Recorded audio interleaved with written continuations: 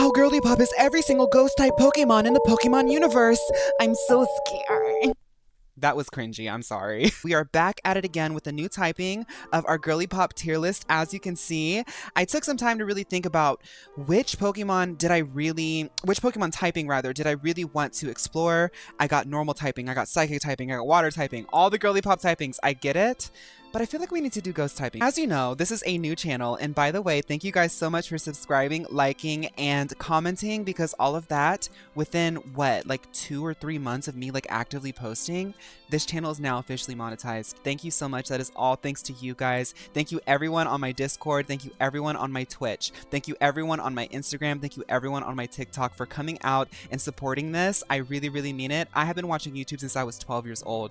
Now that I think I made like 15 bucks this week on YouTube. I don't care. I'm a YouTuber. I'm living my dreams. So I just want to say that real quick, but I digress. I think that the ghost typing is the next step.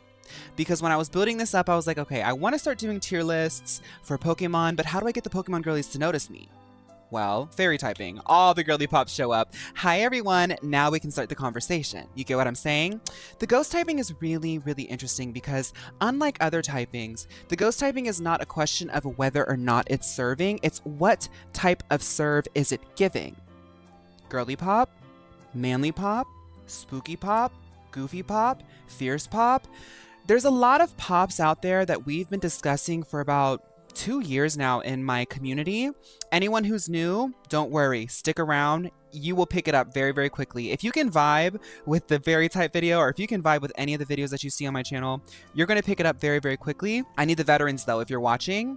Please just like give a quick description of your favorite pop. The ghost typing is always going to give something. The ghost type is always going to spark inspiration. It's always going to spark aesthetics. It's always going to really round out the serve, because the ghost typing not only has the connotation of being a little bit spooky, but all of the designs are really, really good too.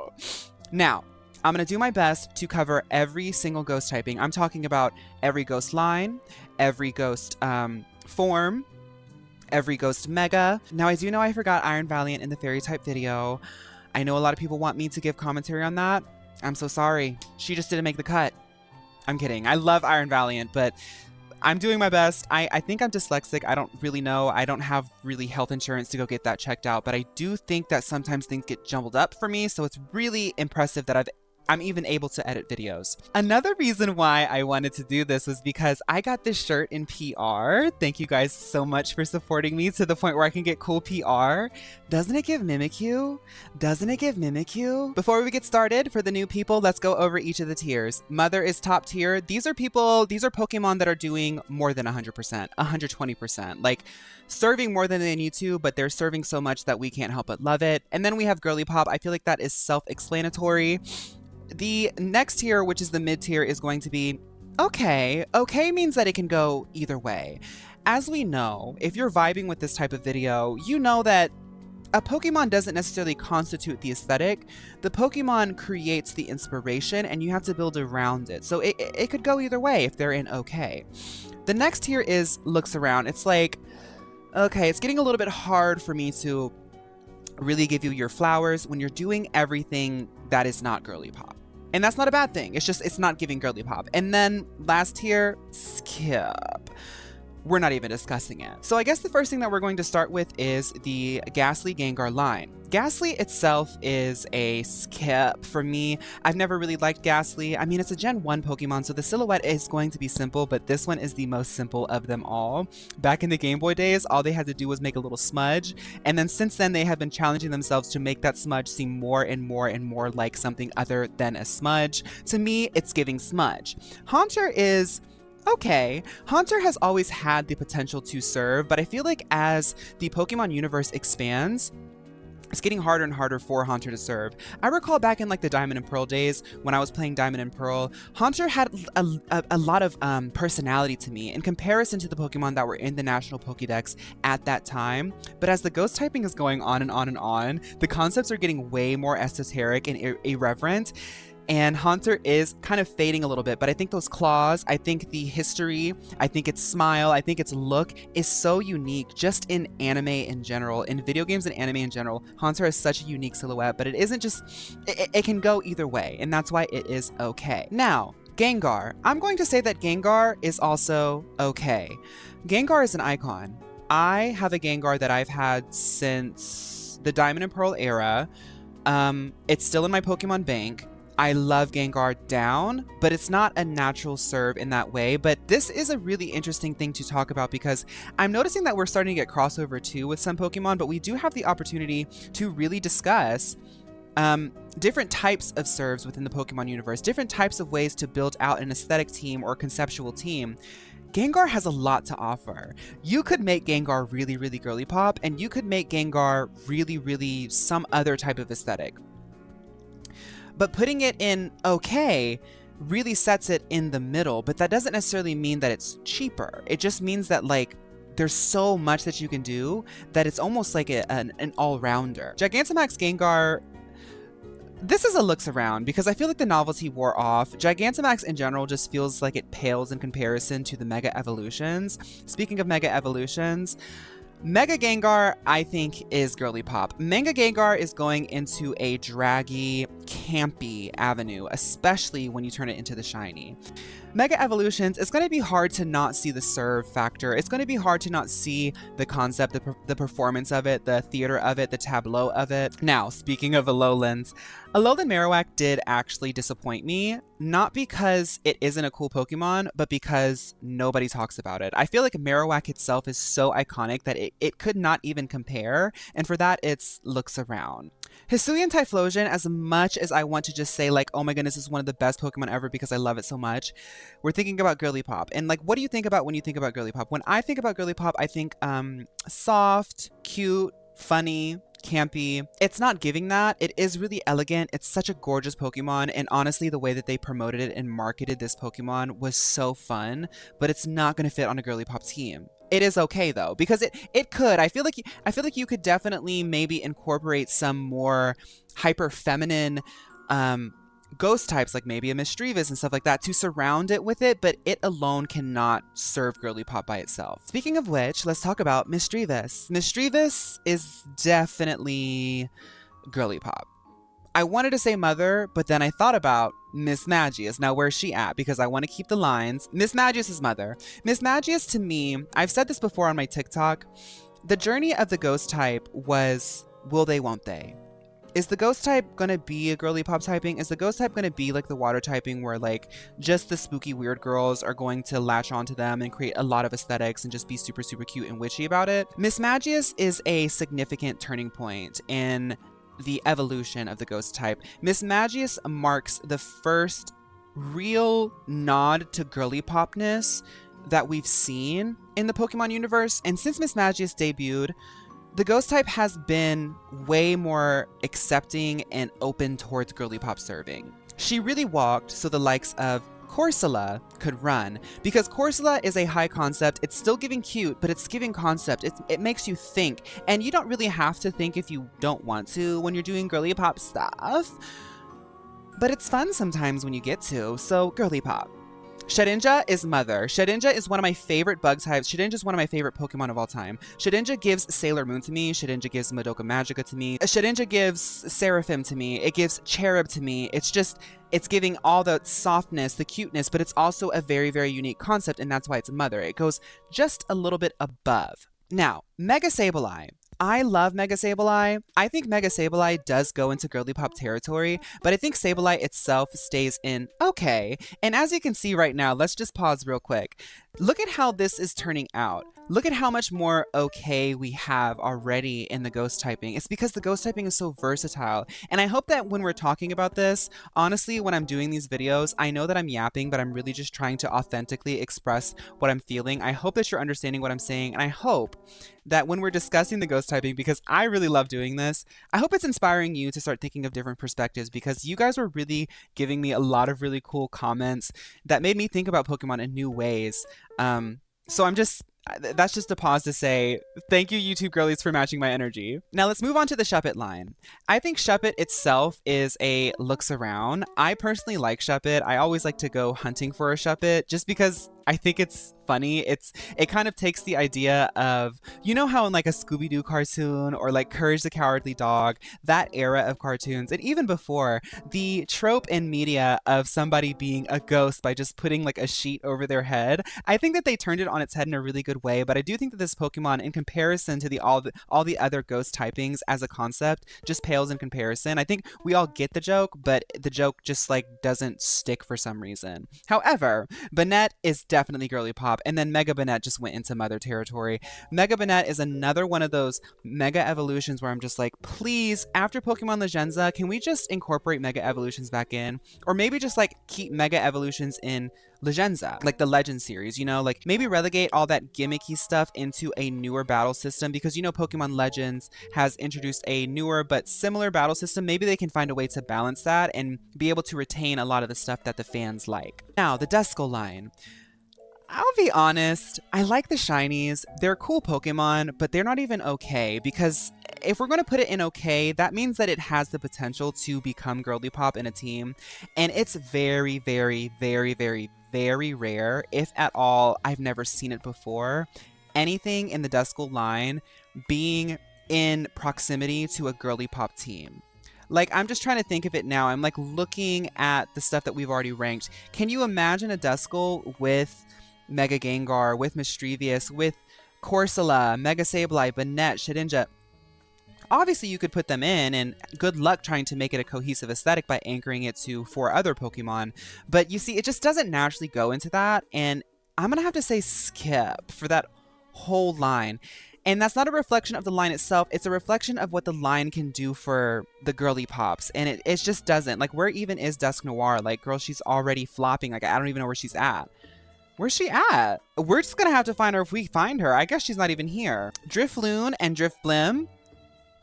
Look at the shinies. I'm trying my hardest to not bring up the shinies when I'm doing this tier list stuff, because almost every single Pokemon, for people who don't know, I have lots and lots and lots of shinies.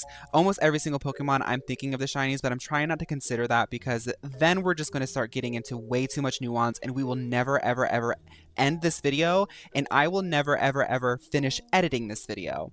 That being said, Drifblim has a story.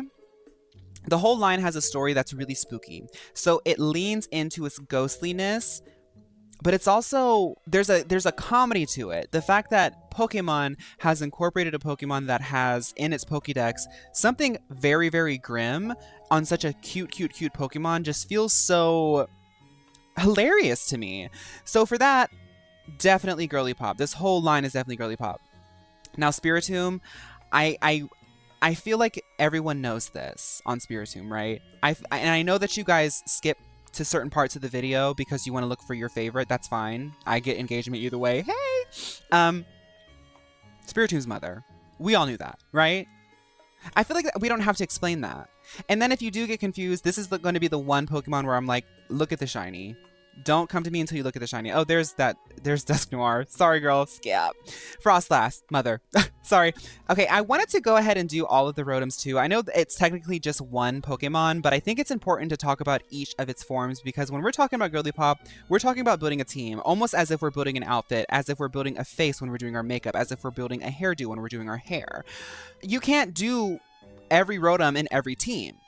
There's a different type of Rotom for every single type of team.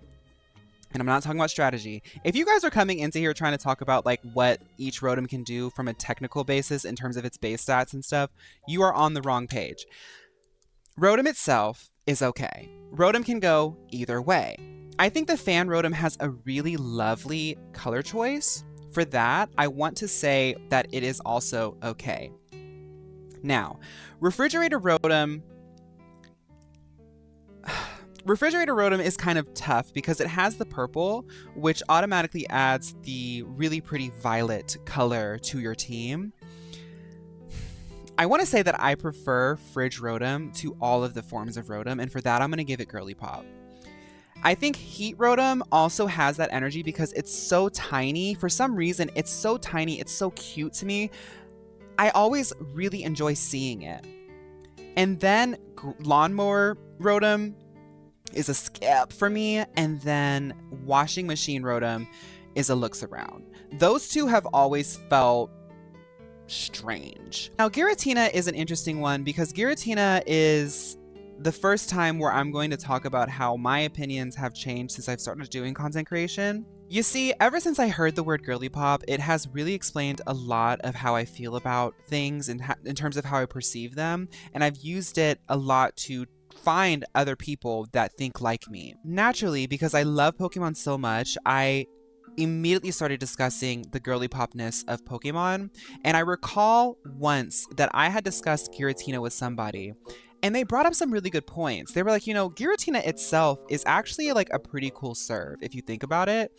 But something about Origin Form Giratina just goes into a direction that's like, yeah, she's one of those girls. But with that being said, we now have to look at the tier list, right? And look at what Giratina is being compared to. Obviously, a girlypop ghost type has to have a cute factor, and Giratina does not have that. However, it does have a serve factor, and I do think that Giratina can look really, really cute in the sort of so scary that it's cute kind of way.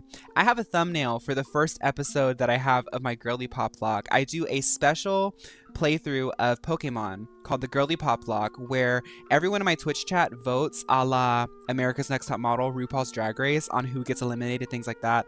I'm not going to go too far into it, but the thumbnail of that first video is what I'm talking about. So for that, I want to say that they are okay.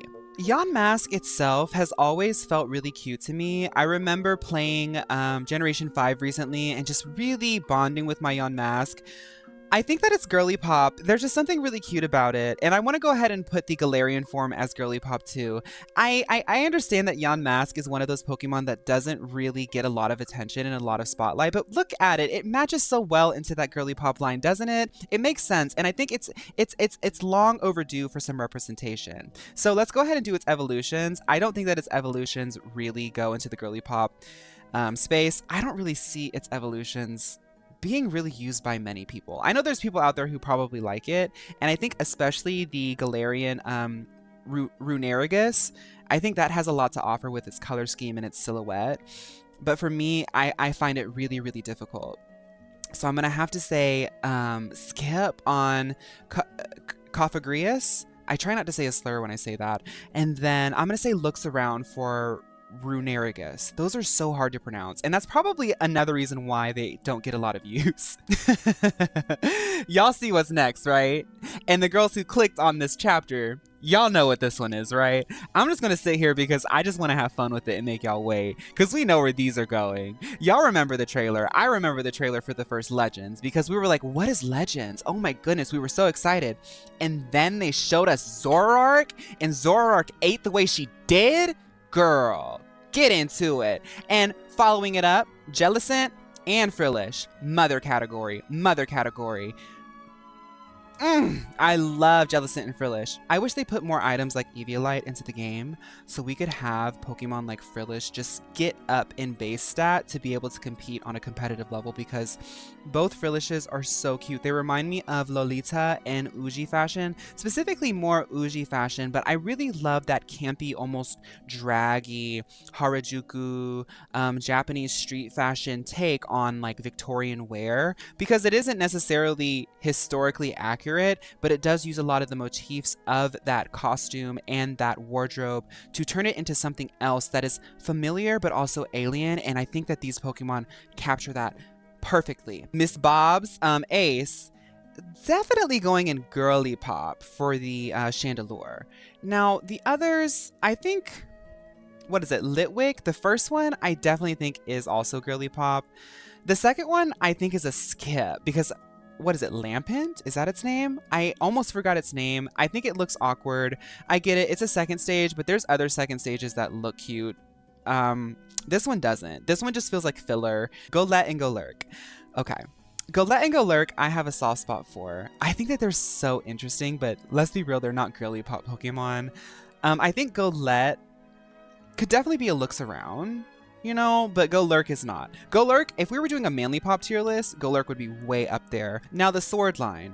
I don't like the sword line. I've never liked the sword line. I was really surprised to see how many people like the sword line. When I play games that I know that I'm going to play all the way through, regardless of how bad they are, Scarlet and Violet, I tend to not look at trailers. I don't look at leaks. I don't look at hype. I just want to go into the game with a full-on raw experience. So when I saw the sword Pokemon, I was like, oh, that concept's cool, but there's something about it that just doesn't resonate with me. But I will be honest, it's a fantastically designed Pokemon.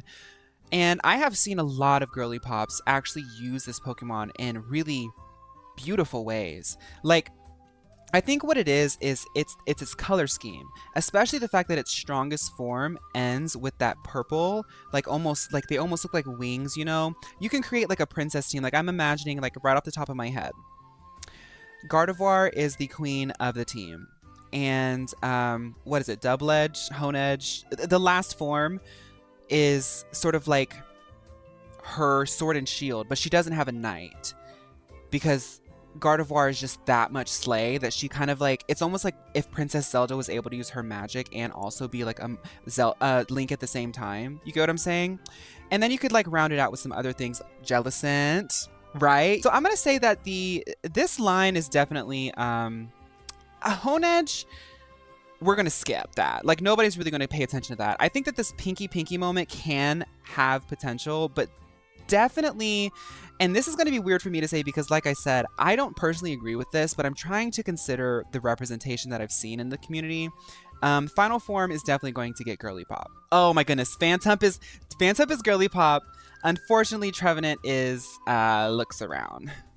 I think it goes too scary. And as you can see, when you have scariness, you need to have a juxtaposition. It needs to be pretty, it needs to be cute, it needs to be funny. It doesn't have to be all three, but it has to be one or the other. And this is a really great example because, as you can see, Phantump starts off cute and funny, and then it turns into just scary, which can be a serve in itself, but we're talking about Girlypop here. But then Pumpkaboo is mother because it is just adorable and hilarious. And then I think it served so much on its first evolution that unfortunately Gourgeist has to go down to Girlypop. For me, I was just kind of like disappointed.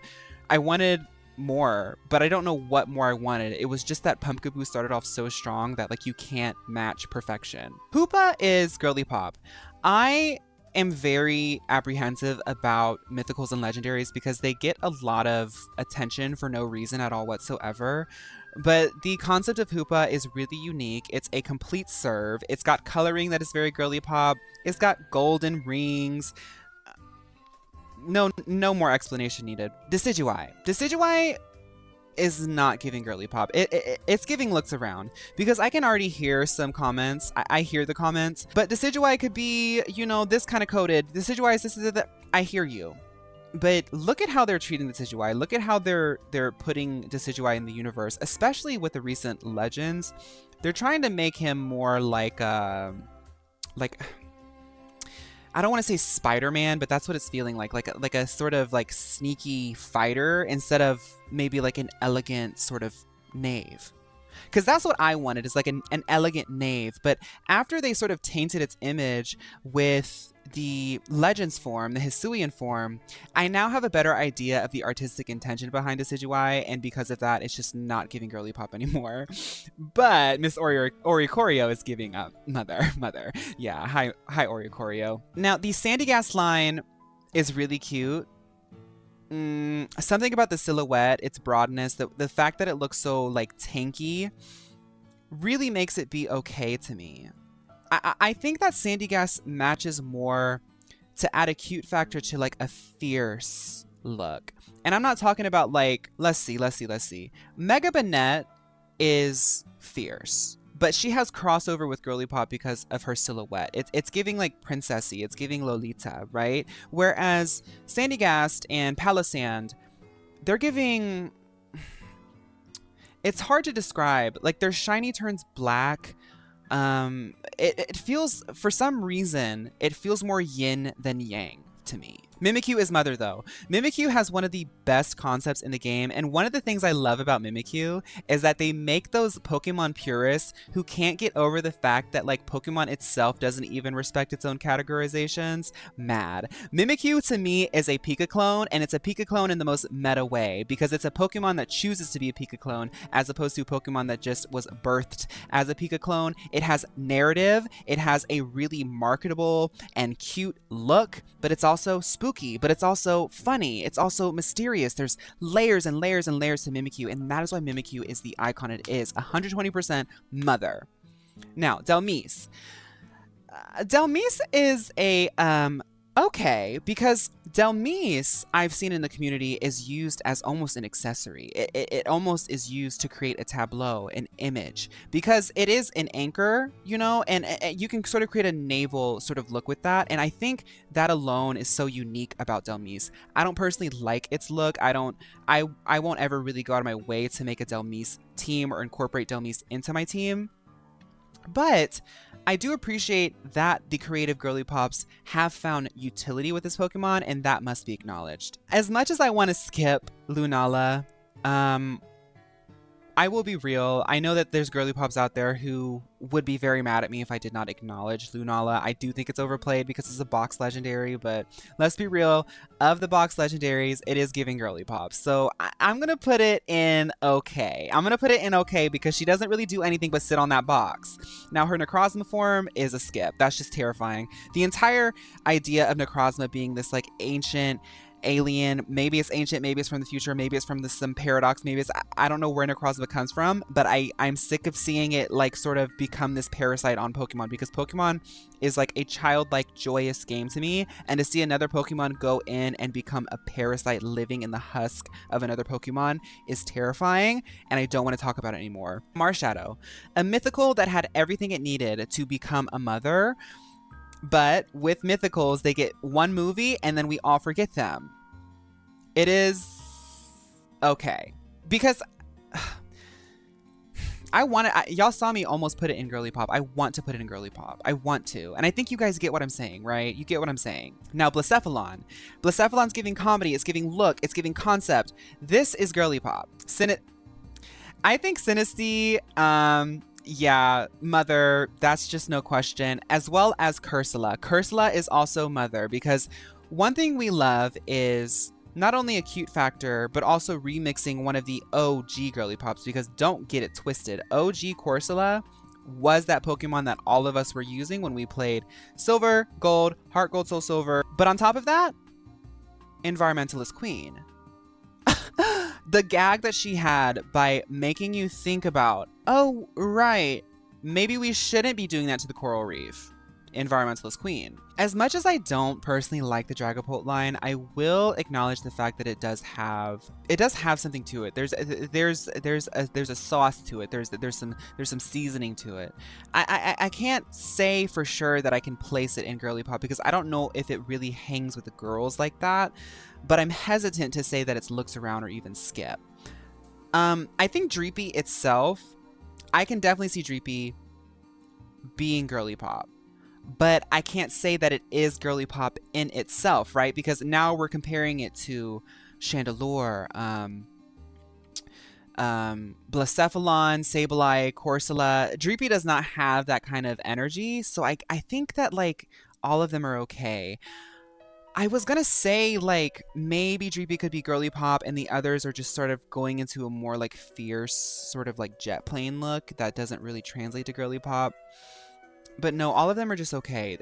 You can definitely, especially with the color scheme, with the concept, because it is a funny concept, you could definitely make it Girlypop, but it would never be Mother. Spectre is another one that was a discussion that I had to have, much like Giratina, much like Dhelmise, where I had to observe the community. I don't get into horse Pokemon.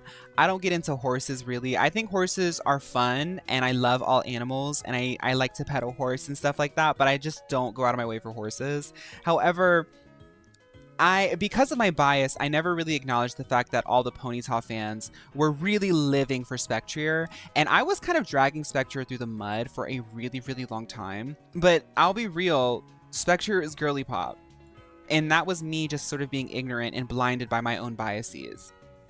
Now the Calyrex Spectre I'm just going to put in Girlypop too. I don't really think that this should count, but I think Calyrex's big ol' head is hilarious to me, and I just want to put that on the tier list. Basculegion is giving a concept that is very pretty and beautiful, but it's not like Girlypop, you know, so it's not even like okay, because I don't even really see Basculegion even fitting into a team like that. It looks around. Skeledirge, for some reason Skeledirge gives like gay uncle to me, and for that I want to say it's okay, but its concept itself is not like, now that we have such a dense Girlypop area, I just don't really see it up there with them. Ceruledge is skip for me. No. I didn't think about that. That was my bias showing. I don't like Ceruledge. But it has potential. It has potential, and that's a looks around. Bramblegast, I really like Bramblegast, but I'll be real, Bramblegast is a big flop. That's just a big skip. I like it though, but it's a skip. I love the Houndstone line. I think the Houndstone line is just perfect for really any team. It's such a unique Pokemon, and it also turns the dog Pokemon trope on its head, because this is also a very unique dog Pokemon. It's really hard, honestly. Now that I'm this far in, it's really hard to place these because they all have an element of spookiness to them, an element of terror and horror to them. And I want to rank these really high, but I'm like looking at what they would have to be with in Girlypop, and I just don't think that they're there. They're okay. They're okay. They're not the main character. There's something that could round out the aesthetic of a team. Annihilate is a really cool Pokemon, but let's be real, this is not going to give Girlypop. It's going to be really, really hard to give Girlypop, and if it does give Girlypop, it would need 5 other whole Pokemon to carry it into that category. That's a skip. Flutter Mane. I don't think Flutter Mane serves the same way that Mismagius or even Misdreavus does. I think we talked about this already in the Fairy type video. It doesn't compare really, because not only is it comparing to Mismagius and Misdreavus, but it's also having to compare to the Paradox forms, and it's like, it's good. Almost all the Paradox forms are good, but we're ranking them. We're comparing them to each other, so we got to be tough about it. It's okay. The Gimme Gold line, it's not Girlypop. It's not. Honestly, Gimme Gold to me starts going lower and lower as it goes. Like, it starts in okay, and then it looks around, and then it's skip. I just can't see Goldango really giving Girlypop. Maybe I'm wrong. I feel like maybe I haven't explored this enough, and I want some people to weigh in. And I think the Sinistcha line, as much as I love it, after playing the game, I was not as excited about it as I was with its original iteration in Generation 8. It's really cool. I do think that it's Girlypop. It has like a little straw wig on its head, but I don't think that she's really in company with her sister or her cousin or her older sister rather. And then I think that this plum thing was kind of flopped on arrival. Scab. So thank you guys so much for watching the video. If you liked this video, please consider subscribing. It really, really helps me. I do this full time, and I'm telling y'all, content creation is not as lucrative as it seems, but I really love doing this. You know, like I don't do this to like make a bunch of money. I do this because I literally can't imagine myself doing anything else. So I'm going to always do my best to keep the content coming out. I am admittedly very tired today, so I hope that I was still able to give you guys the energy that I want to give you. But it's Pride Month, so I'm really doing my best to really monetize on the fact that it's okay to post about queer things, because believe it or not, especially on like TikTok, and one of the reasons why I'm trying to grow YouTube is because, one, I've always wanted to be a YouTuber, but two, YouTube is way more... it has way more nuance and understands way more what it is to be a queer person. TikTok legitimately flags me and like tries to ban me and suppresses me because I accidentally say the word gay. Isn't that weird? So this month I'm really just trying to like live in my power, because I do believe that the collective unconscious is really trying to support fellow queer people, and I'm just trying to rush it all out. So that's all to say. I hope you enjoyed the video. Thank you all so much. Whatever you guys are up to next, school, because I know some people are doing finals as of recording this video, work, because this is like what? I'm recording it. It's like a 40-minute video of recording. You guys are probably listening to this in the background. Or if you're at home, like cleaning or just like falling asleep. Hey! I hope you're relaxing. Thank you all so much. Have a good one. Bye.